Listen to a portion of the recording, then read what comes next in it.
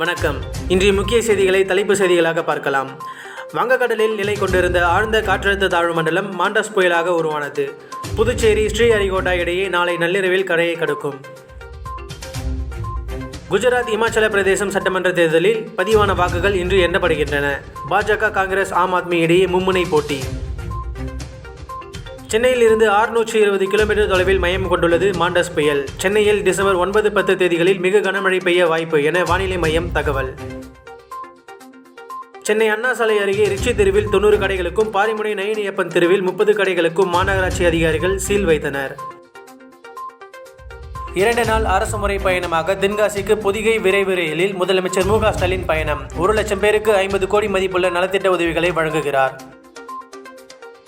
குஜராத்தில் பாஜக அபார முன்னிலை, தொடங்கியது வாக்கு எண்ணிக்கை. இமாச்சலில் கடும் போட்டி.